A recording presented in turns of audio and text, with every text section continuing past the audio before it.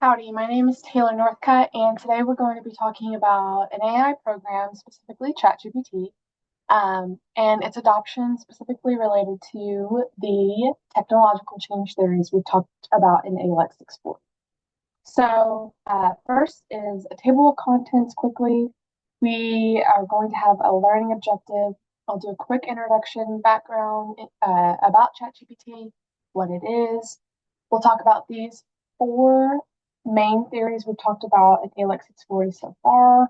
Um, Rogers' diffusion of innovations, Azure theory of planned behavior, Rogers' role of change agents, and the unified theory of acceptance and use of technology.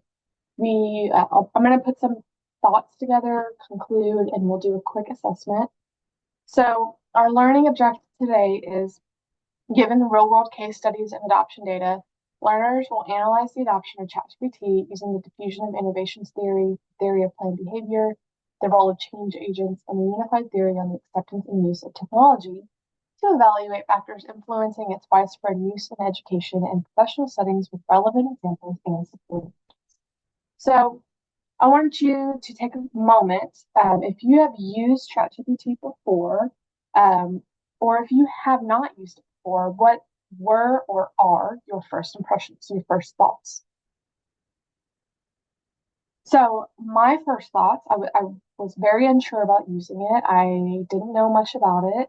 I had a coworker tell me, Taylor, you should try using this because whatever it was I was doing, I needed help with. And I told her, and she said, put that in ChatGPT and see what it says.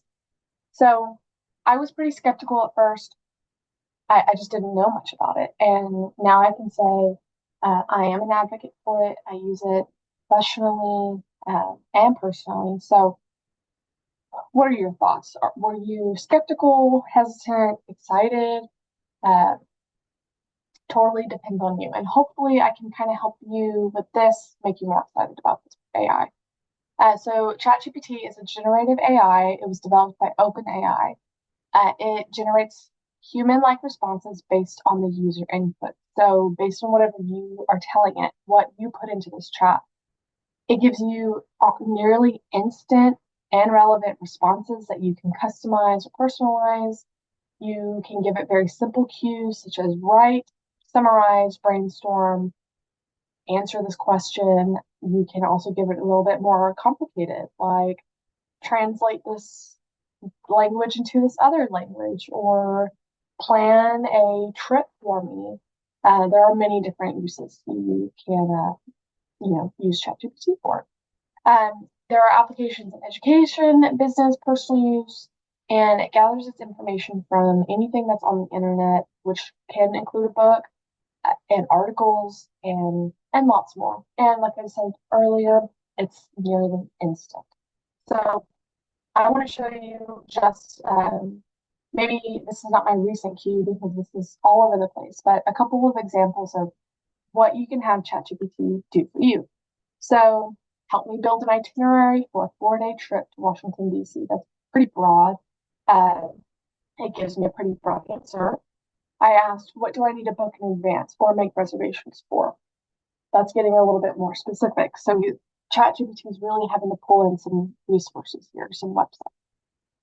Yes, book this in advance. No, you don't need to do this. You might want to do this early, maybe a dinner reservation, so on and so forth. Here's some tips. Um, I use ChatGPT a lot for my social media management. I manage a small business social media. So I am often prompting it with something to do with social media marketing, like maybe what are some trends right now? And it'll show me where it's getting this information from so I can actually go back and maybe investigate more, showing that to me here. Yep. So I might maybe integrate some humor relatability in my content or using one of these or all of them. It could be something really simple, something that you would Google, and it just gives you a really quick answer. And with some complicated questions, I would prefer to ask ChatGPT rather than Google it, because Google will give you a lot more answers. Um, You might use it professionally to say, help me draft an email or help me respond to maybe this difficult email. You can customize, personalize it as needed because, for example, this might be too formal. Maybe it doesn't fit my needs. Maybe I need to focus specifically on, hey, I have a ton of questions, please help. Um, Maybe it can be less formal as well. Another example of how you can use it is in this video here, where they use ChatGPT to translate a language.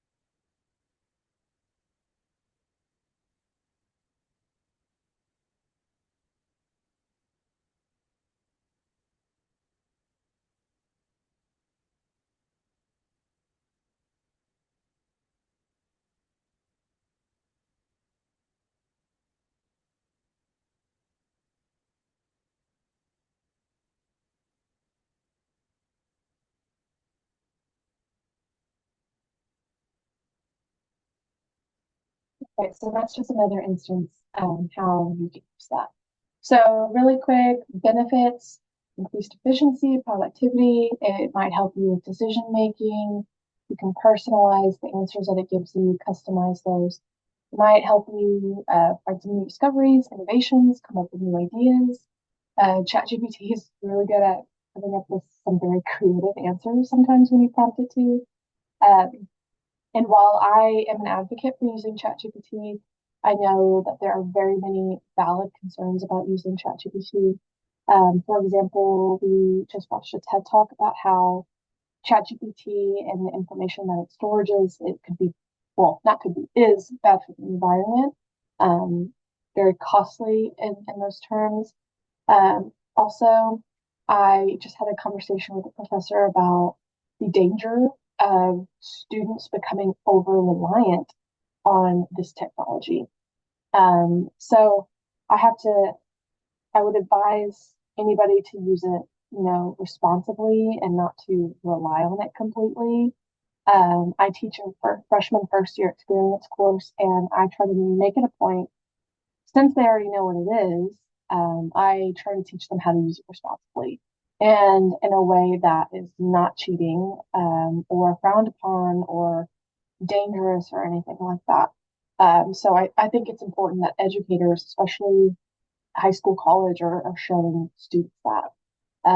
And now that I mentioned that, it reminds me of another thing a colleague said. They told me that ChatGPT is like a calculator. Your math teacher wants you to know how to do basic problem solving on your own, on paper, because it's foundational for the rest of your learning. Just like writing, we need to learn how to respond to an email, plan a trip, and write an essay, whatever. We need to know how to do all of these things. And we don't want to become too reliant on ChatGPT or any other AI program um, because what if the day comes where we don't have that? So I have to give a warning there to use it responsibly. Um, Also seen very similar programs, very closely related to ChatGPT and how it operates, but using it in much more specific contexts. I just saw AgriLife Extension just created one for people who are raising horses, where I don't know, farmers or ranchers could input information and whatever this program was, it's not ChatGPT, but it responds just like ChatGPT, just much more specific, I guess. say. So there are applications in many contexts. Um, so first, how is it related to the diffusion of innovations? Rogers 2003, he briefly explains how change can happen over time in these different categories. So innovators, early adopters, early majority, late majority, and laggard. I would love to say that we're probably in stage 3 or 4. I might be in the late majority because I had somebody tell me to use this technology. I think a lot of people are jumping onto this, but I know that there are people who have some concerns or are hesitant to learn or to use it at all. So those people might qualify as this slide. Then the theory of planned behavior. Our behaviors are influenced by our attitudes, subjective norms, and perceived behavioral control. So first, attitude, is it useful to me? To me, it's useful, it saves me time. Subjective norms, am I peer pressure or are there other influences such as change agents? My example, I had a coworker tell me, Taylor, you need to be using that. So there's my subjective norm. Somebody influenced me positively to use this. And this can be done so negatively as well. Somebody might say, hey, Taylor, don't use this. When somebody told me it could be harmful to the environment, that, I took pause. And that definitely influenced my decision to use ChatGPT. Perceived behavioral control. Is it easy to use? You don't need to be a tech genius. You most likely don't need to be trained on how to use it. I think there's importance in learning how to use it responsibly, if anything. Then the role of change agents. For ChatGPT specifically, the change agents are those tech influencers, educators, other influencers, the company OpenAI, other media, coworkers, so on and so forth. These people who are changing somebody else's behavior, maybe that's could be through training, talking, word of mouth. Maybe they're showing you how to use it, they're supporting you. And at Texas A&M, that could be the university as a whole, taking a stance on yes, use it or don't use it. We have some professors that say yes, use your resources responsibly, and some that say absolutely not. And those people would be change agents specifically for ChatGPT as well as Texas A&M. And then the unified theory of acceptance and use of technology, these 4 factors: performance expectancy, is it useful? Again, is it going to help me get the job done? Effort expectancy, how much effort do I have to put into this to get something back? And for ChatGPT, it's very little.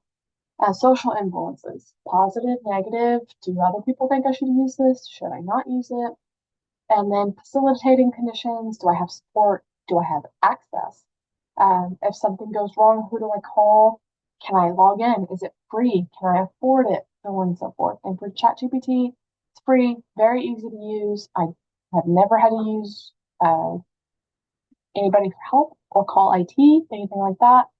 And I don't think you need formal training. I think very informal, maybe word of mouth. And like I said, I show my students how to use it responsibly.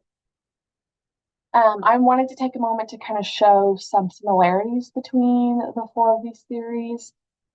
First, let's start with what we see in blue. So we see there's a bracket. We'll kind of try to show you attitudes and the perceived behavioral control with the blue star, and effort expectancy and how closely those are related. So our attitudes and if we believe it's easy towards whatever technology this is, ChatGPT in this instance, it's going to influence our decision to adopt this technology. And for me, I think it's easy. I have a positive attitude towards it, so I use it.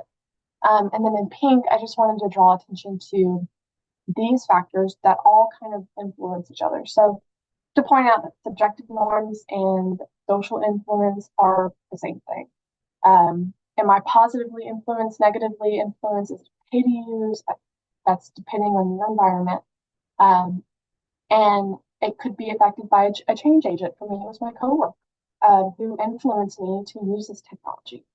And that change agent, maybe this person who learned to use it I did, maybe they're in the early majority or even an early adopter, and maybe I'm just further down this line of Rogers' 5 stages.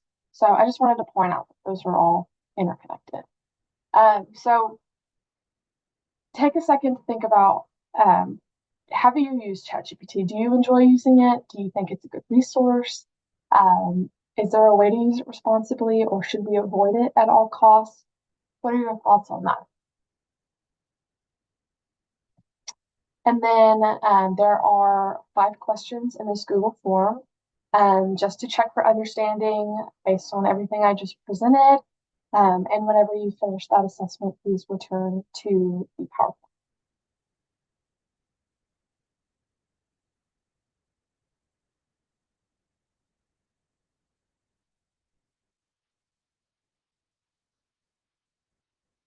And these are my references that have been mentioned throughout the presentation.